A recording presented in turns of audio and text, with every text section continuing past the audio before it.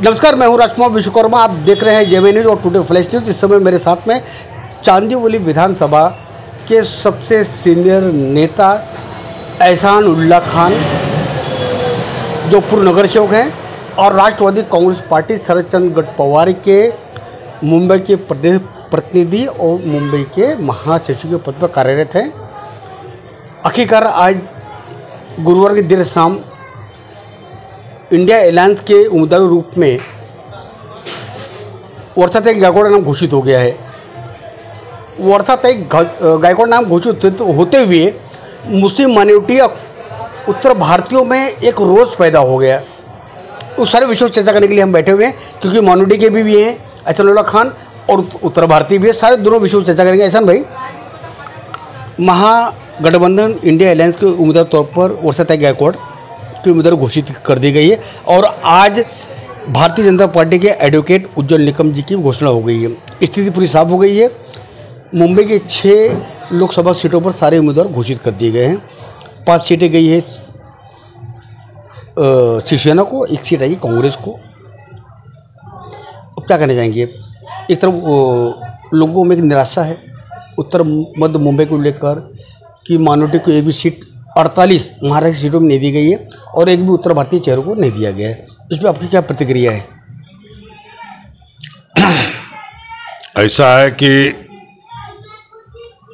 जो गठबंधन हुआ है, शिवसेना उद्धव साहब ठाकरे, कांग्रेस पार्टी और राष्ट्रवादी कांग्रेस पार्टी शरद चंद्र पवार साहब के बीच में, महाराष्ट्र की टोटल 48 सीट है।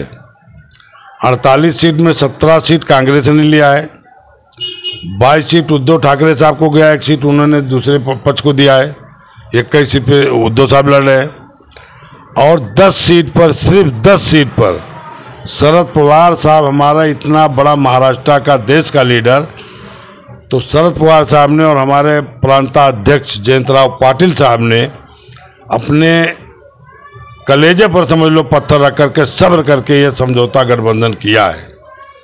गठबंधन करने का मेन वजह यह है कि जो भाजपा की सांप्रदायिक ताकत है उसे रोकना है। नौजवानों की जो बेरोजगारी चरम सीमा पर है, कहीं ना कहीं बेरोजगारी को ख़त्म करना है, नौजवानों को रोजगार देना है। महिलाओं पर बेपनाह अत्याचार हुआ है, बलात्कार हुआ है, क्या क्या जुर्म उनके ऊपर ढाया गया है, उसको रोकना है। औरतों को संरक्षण देना है, बेरोजगारी को ख़त्म करना है, रोजगार देना है। जो जीएसटी इतना ज़बरदस्त लगाया है मोदी साहब ने, जो कफन पर तक को जीएसटी है, मुर्दा मर जाए अगर शमशान भूमि में जाए तो उस पर भी जीएसटी है। जिंदे पर तो जीएसटी सुना था, मुर्दे पर जीएसटी लेने वाली भाजपा सरकार है। इन सबसे त्रस्त होकर और जो भ्रष्टाचार चरम सीमा पर बैठा है, आपने देखा होगा पूरे देश से जितने भी भ्रष्टाचारी थे सब भाजपा के वॉशिंग मशीन में गए और भाजपा निरमा वॉशिंग पाउडर से धुला गया और सबके सब सफ़ेद हो गए, सब बरी हो गए, सबके केस खत्म हो गए, सबको क्लीन चिट मिल गए। जो देश का काला धन लाने की हमारे पंत प्रधान साहब मोदी साहब ने बात किया था, वो काला धन तो नहीं आया, लेकिन हमारे सफ़ेद धन जो है बेशुमार विदेश में चले गए। मोदी साहब के राज में 2 लाख भारतीय विदेश में जाके बिजनेसमैन बैठ गए, पैसे लेकर गए, बैठ गए। यहाँ तक कि नीरज मोदी जो पैसा लेकर भागा, मैंने सुना है कि हमारे पंत प्रधान मोदी साहब के प्लेन में बैठ कर गया है। और जो लोग देश का पैसा लिए हैं, विजय माल्या ने खुला स्टेटमेंट दिया कि मैं तो भाजपा से मिलकर आया हूँ और भाजपा को चंदा देकर आया हूँ। इलेक्ट्रल बाउंड जो है, ये चंदा का जो हमारे पंत प्रधान साहब ने निकाला था, मोदी साहब ने, अमित शाह साहब ने, भाजपा सरकार ने, ये सबसे बड़ा दुनिया का घोटाला है। यहाँ तक कि गाय के गोश्त के नाम पर बकरे का गोश्त ले जाने वाले मुसलमानों को गाय का गोश्त कह के मार डाला गया, मॉब लिंचिंग किया गया। उसी गाय काटने वालों का जो बूचड़ खाना है सब हिंदुओं का है, बड़े बड़े हिंदू भाइयों का है। अग्रवाल का है, किसका किसका हाल कबीर है, मुसलमानों का नाम रख के सप्लाई कर रहे दुनिया में। जब 2014 के पहले हिंदुस्तान का बीफ सप्लाई तीसरे स्थान पर था, मोदी साहब के आने के बाद जो गौ माता को माता कहते हैं वो 1 नंबर पर पूरी दुनिया में हम पहुंच गए। और उनसे 250 करोड़ चंदा गौ माता को काटने वाले बूचड़खाना के मालिक से 250 करोड़ चंदा लिए हैं। ये करनी इनकी कुछ और है, कथनी इनकी कुछ और है। इनका नारा था सबका साथ सबका विकास, 15 लाख हम सबके खाते में देंगे, झूठ। सबका साथ सबका विकास, झूठ।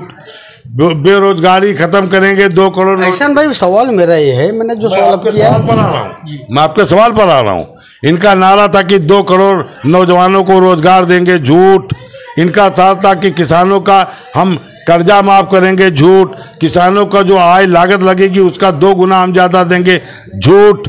जितनी भी बातें हमारे भाजपा सरकार में हमारे पंत प्रधान माननीय श्री मोदी साहब ने बोला है, सब झूठ जुमला साबित हुआ है। जनता ऊब चुकी है। हिंदू मुसलमान, हिंदू मुसलमान, हिंदू मुसलमान, इंडिया पाकिस्तान, इंडिया पाकिस्तान, ये जनता ऊब चुकी है। अब आ गया वक्त सरकार बदलने का। इसलिए शरद पवार साहब ने, हमारे कांग्रेस पार्टी ने, राहुल गांधी साहब ने या शिवसेना के उद्धव साहब ने, सब ने अपने आप को दबा करके और देश के हित में यह समझौता, महाराष्ट्र के हित में यह समझौता किया है। मुसलमानों को 48 सीटों में एक भी मुस्लिम कैंडिडेट, उत्तर भारतीय कैंडिडेट नहीं मिलेगा आपको, इसे भी समझौता आप लोगों ने कर लिया है। ऐसा है साहब कि 21 सीटों पर शिवसेना लड़ रही है। नहीं, आपकी 10 सीटें हैं ना। हाँ तो सुना जाए, 10 सीटें में एक भी मुस्लिम कैंडिडेट दिया शरद पवार जी ने। बता रहा हूँ भाई, ऐसा है कि शरद पवार साहब के तरफ से हसन मुशर्रफ साहब थे। अगले बार हमारा 21 सीटों पर था, कांग्रेस के साथ अलायंस था, तो हसन मुशर्रफ साहब थे। और एक मुसलमान देखो कौन लड़े थे, वो भी लड़े थे, 2 मुसलमान कैंडिडेट लड़े थे। हमारी ये जो है बीड़ की वो है फौजिया खान साहब, वो हमारे राज्यसभा की मेंबर हैं। हमारे ऊपर इल्जाम नहीं लगाया जा सकता। हमारी 10 ही सीट आया। हम बम्बई में हमारी 1 सीट की मांग थी कि 1 सीट हमको दिया जाए। हमारी बम्बई प्रदेश की अध्यक्षता है, बड़ी तेवर हमारी उनके पास है, राखी यादव साहब, उनके लिए ईशान मुंबई मांगा गया था। लेकिन उद्धव साहब ने कहा नहीं, मैं संजय दीना पाटिल को वादा किया, हमारे पार्टी में आया, राष्ट्रवादी छोड़ के शिवसेना में आया, तो हमने वादा किया था। और संजय दीना पाटिल चूंकि खासदार था आपके पार्टी से, तो सीट निकल जाएगी साहब। सीट निकालना है, ये मत देखा जाए कौन लड़ रहा है, कोई भी लड़े लेकिन सीट निकले, तो इसलिए दिया गया। हमारी तो 10 ही सीट है और पूरे महाराष्ट्र में हमारा है। तो हमारे जो महाराष्ट्र के जो सबसे जीतने वाले कद्दावर लोग थे उनको टिकट दिया गया है। जात पात धर्म को देख करके टिकट नहीं दिया गया। एहसान भाई, प्रचार समिति से नसीम खान जी ने इस्तीफा दे दिया है। कितना नुकसान मार रहे हैं? अगर नसीम खान जी प्रचार नहीं करते हैं महाराष्ट्र के अंदर 48 सीटों पर जाकर, तो कहीं ना कहीं माइनॉरिटी के लोग नाराज होंगे और नुकसान इंडिया अलायंस को होगा। इस बात को मानते कि नहीं मानते आप? देखिए, नसीम भाई को टिकट मिलता तो बड़ा खुशी होता और बड़े उत्साह के साथ चुनाव भी लड़ा जाता। वही उत्साह के साथ चुनाव लड़ा जाए भी जाएगा, ऐसा कुछ नहीं है। लेकिन अगर प्रचार नहीं करेंगे तो कहीं ना कहीं इंडिया अलायंस को नुकसान होगा कि नहीं होगा? मेरा सवाल आपसे है। मैं उसी सवाल पर आप कह रहा हूँ कि नसीम भाई ने इस्तीफा दिया है।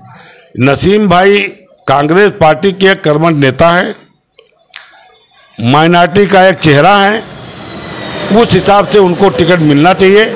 लेकिन अगर पार्टी की मजबूरी थी, वर्षा ताई गायकवाड़ मांग रही थी टिकट धरावी क्षेत्र से, नहीं पाई, वो यहाँ नहीं आनी चाहती थी।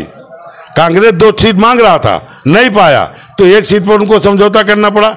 चूंकि ये जो हमारा बाहुल क्षेत्र है, ये 18 लाख मतदाता हैं इस जिले में। उत्तर मध्य मुंबई में 18 लाख मतदाता हैं। 18 लाख मतदाता में 5 लाख मुस्लिम हैं, 3 लाख दलित हैं। मुसलमान को मिलना चाहिए, लेकिन नहीं मिला। नसीम भाई ने जो किया अपने हिसाब से, भाई उन्होंने अच्छा किया, मैं तो नहीं कह सकता। मेरा सवाल ये है कि अगर प्रचार नहीं कर रहे हैं तो इंडिया अलायंस को नुकसान होगा कि नहीं होगा? मेरा सवाल ये है। नहीं, अगर वो प्रचार पहली बात तो करेंगे, नहीं करेंगे ये सवाल ही नहीं उठता है। क्योंकि कांग्रेस के वो आमदार रह चुके हैं 20 साल, मिनिस्टर रह चुके हैं 20 साल, पहली बार उन्होंने चुनाव लड़ा, पहली बार राज्य मंत्री बनाया गया, उनको कांग्रेस पार्टी ने बहुत नवाजा है।